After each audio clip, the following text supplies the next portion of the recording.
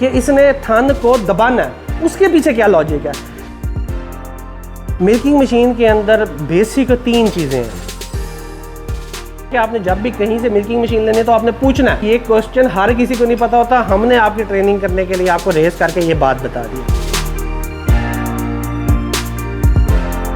अस्सलाम वालेकुम नाज़रीन, मैं हूं ज़मान जापान मशीनरी स्टोर से। आज हम जिस प्रोडक्ट के ऊपर बात करने जा रहे हैं वो बेसिकली दूध की चुवाई की मशीन है, जो कि तुर्की से पूरे पाकिस्तान के अंदर बेशुमार लोग हैं जो मंगवाते हैं, जिसमें जापान मशीनरी स्टोर भी एक अथेंटिक प्लेटफॉर्म है जिसकी पाकिस्तान में 3 ब्रांचेज हैं और तीनों ब्रांचेज पे आपको ये मशीन मिल सकती है। आप किसी भी जगह से जब मिल्किंग मशीन खरीदें तो आपको वो सारी मालूमात होनी चाहिए। सबसे पहली चीज़, मोटर के आगे एक कपल्ड पंप लगा हुआ है। इस वैक्यूम पंप के पीछे ये एक मोटर लगी हुई है जो कि बिजली से चलती है। 9 हॉर्स पावर की मोटर है, 1 किलोवाट ये लोड लेती है। कम से कम 3000 वाट का 3 किलोवाट का आम जनरेटर होता है, उसके ऊपर आप इसको चलाएं। अगर आपके पास 3000 या 2500 वाट का यूपीएस लगा हुआ है तो आप इसको यूपीएस के बगैर चला सकते हैं।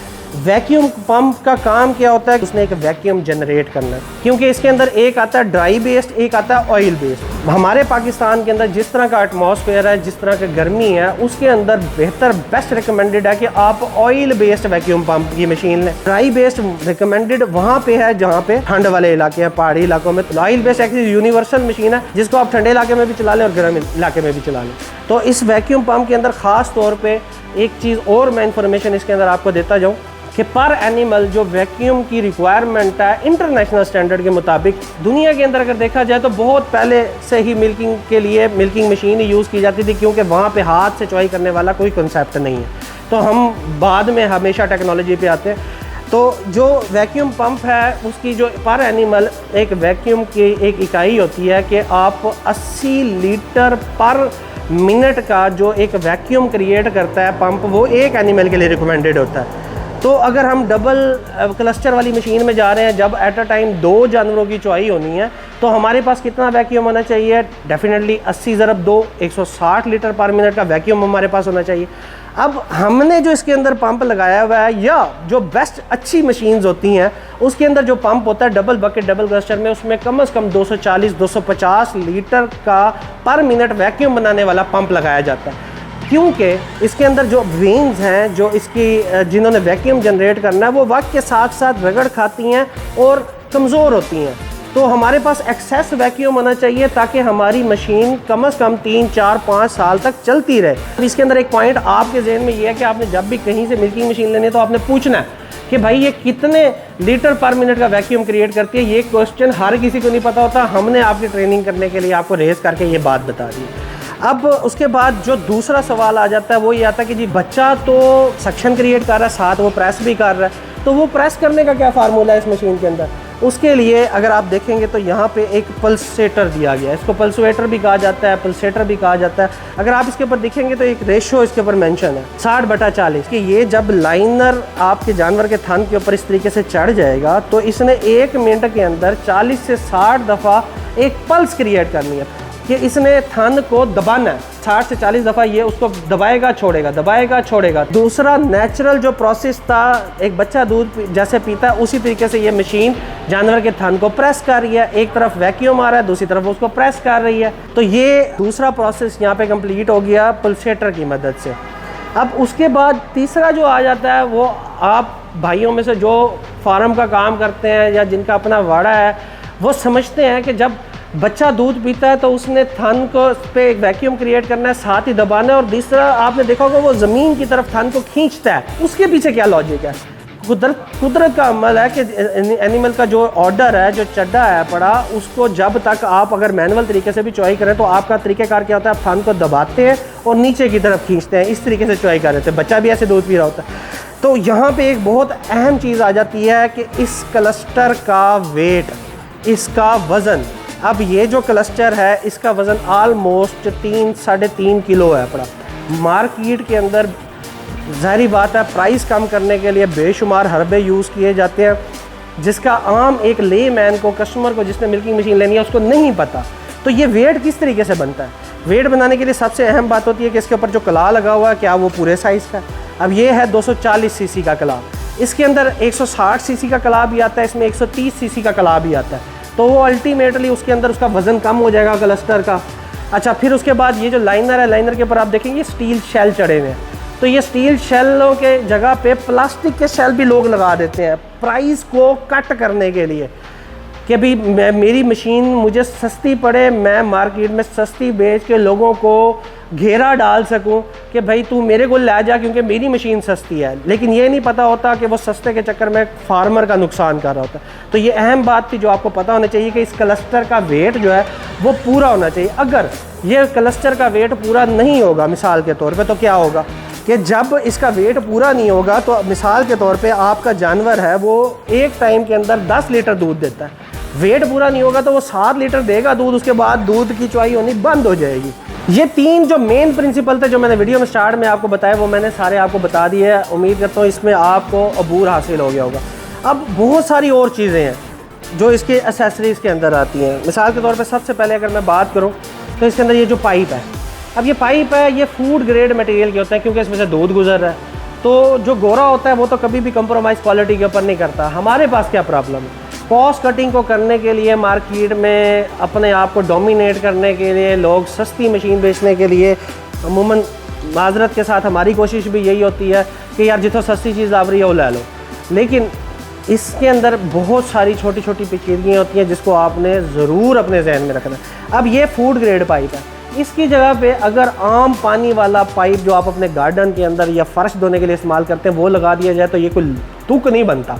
तो लोग क्या करते हैं अमूमन, मैं हर किसी का नहीं कह रहा लेकिन जो इस तरह का काम करने वाले हैं उनको पॉइंट आउट करके कह रहा हूँ, उन्होंने क्या करना है, उन्होंने ये फ्रेम देख रहे हैं लोहे का, ये पाकिस्तान में बना लेना, चलो ये बुरी बात नहीं है, अच्छी क्वालिटी का बना लें, कॉस्ट कम होनी चाहिए। लेकिन साथ ही वो क्या करते हैं, ये पाइप इसके अंदर आम पाइप लिया वो डाल दिया, फिर इसके अंदर कुछ चीज़ें उन्होंने, या आप जिस तरह ये आप क्लॉक, क्लस्टर, लाइनर, ये सारी चीज़ें देख रहे हैं, ये चाइना के अंदर बहुत सारी कॉपीज़ बनती हैं जो कि काफ़ी सस्ती होती हैं। उन्होंने इसकी एसेसरीज चाइना से मंगवा लेनी, सिर्फ क्या करना है कि वैक्यूम पंप तुर्की का मंगा लेना है अलहदा से और वैक्यूम पंप तुर्की का लगाना है। ये एसेसरीज चाइना की इस्तेमाल करनी नहीं है। पाइप आम पानी वाला लगा देना है जो कि अमूमन वेस्ट मटेरियल के अंदर तैयार हुआ होता है। बाल्टी यहीं पे लोकल बना देनी है और मशीन एक सस्ती करके तैयार कर देनी है जिससे लोग भी ये अट्रैक्ट होंगे। मिसाल के तौर पे मेरा अगर रेट है तो लोग पूछेंगे यार आपका हमसाया या मुझे मार्केट में आपके रेट से 30,000 रुपये मशीन कम मिल रही है, तो वो 30,000 रुपये मैं ज़्यादा नहीं ले रहा, बेसिकली वो क्वालिटी में आपके साथ कंप्रोमाइज़ कर रहा है और आप क्वालिटी में कंप्रोमाइज़ हो रहे हैं सिर्फ प्राइस की वजह से। तो अब ये जो तुर्की के अंदर बाल्टी आती है ये जॉइंट लेस होती है, इसके अंदर कोई जोड़ नहीं होता और ये प्योर 304 ग्रेड के अंदर बनी हुई मटेरियल के अंदर तैयार हुई होती है जो कि फूड ग्रेड मटेरियल है, पाइप फूड ग्रेड मटेरियल के अंदर है। तो ये एक और मिल्किंग मशीन ख़रीदने के लिए आपके पास टिप आ गई कि आपने कोशिश करनी है तुर्की की बनी हुई CPU यूनिट जो वहाँ से बन के आ रहा है। बोले अब तुर्की में भी बहुत मसले हैं, तुर्की वाले ही हमें सिखाते हैं कि जी आप यहाँ पे ये वाला शेल जो है वो प्लास्टिक का लगवा लें, आप ये कला जो है वो 160 सीसी का लगवा लें, आपकी प्राइस कम हो जाएगी, आप जॉइंट वाली बाल्टी लगवा लें, या आप वैक्यूम पंप जैसे मैंने 240 लीटर का बताया आप छोटा वैक्यूम पंप लगवा लें। तो ये बहुत सारे मामला आते हैं क्योंकि तुर्की के अंदर भी उनके भी हालात पाकिस्तान की तरह के हैं, तो वो कस्टमर को खाली नहीं जाने देते। वो कहते हैं जी आप जिस तरह का कहते हैं, जैसे चाइना की खासियत है कि तुम पैसे 286 बना देंगे, तो तुर्की के अंदर भी आप इस तरह का मामला हो गया। तो ये सारी चीज़ें वीडियो बनाने का मकसद ये है कि आपको पूरी इन्फॉर्मेशन मशीन के बारे में हो जाए, क्या क्या मशीन के अंदर होना चाहिए। अब डबल बाल्टी डबल क्लस्टर मशीन के अंदर एक खास चीज़ होती है जो कि मैं आपको यहाँ पे बताता चलूँ। ये वाला पार्ट अगर आप देखेंगे ना, इसको कहते हैं वैक्यूम टैंक। वैक्यूम टैंक का क्या काम है, जब आपके पास क्लस्टर एक से ज़्यादा हो जाता है तो ये पंप जो वैक्यूम बना रहा है, तो ये खुदा न खास्ता मिसाल के तौर पे दो जानवरों की एट अ टाइम मिल्किंग हो रही है, चारों लाइनर 2 क्लस्टर 2 एनिमल्स पे लगे हुए हैं, किसी वजह से एक लाइनर जानवर के थन से उतर जाता है और यहाँ से वैक्यूम लीक होना शुरू हो जाता है। तो उस सूरत में क्या होगा, अगर आपकी मशीन के अंदर वैक्यूम टैंक नहीं है तो उसमें क्या होगा कि आपका जो दूसरा एनिमल को लगा हुआ है जिसके साथ चारों ही लगे हुए हैं वो भी नीचे गिर जाएगा, क्योंकि वैक्यूम टूट जाएगा मशीन का। तो ये वैक्यूम टैंक का मकसद ये होता है कि ये अपने अंदर कुछ वैक्यूम को स्टोर कर ले। स्टोर करने की वजह से अगर कोई छोटी मोटी लीकिंग होती है, कभी उतर जाता है, वैसे तो बंदा सारे पे खड़ा होता है, उतर जाता है तो आपका क्लस्टर नीचे नहीं गिरेंगे और आपकी चुवाई नहीं रुकेगी। ये वैक्यूम टैंक का असल में मकसद है। बाकी मज़ीद छोटी छोटी और चीज़ें हैं। मिसाल के तौर पे आप ये देखें, यहाँ पे ये वॉल दिए जाते हैं कि आपने इसको इस साइड के क्लस्टर को ऑन करना है, ऑफ़ करना है, इस साइड के क्लस्टर को ऑन करना है, ऑफ़ करना है। तो यहाँ पे अमूमन प्लास्टिक के लगाए जाते हैं। आप कोशिश करें ये देखें कि यार ये मेटालिक किसी मतलब लोहे के मटेरियल के बने होने चाहिए, जैसे ये बना हुआ।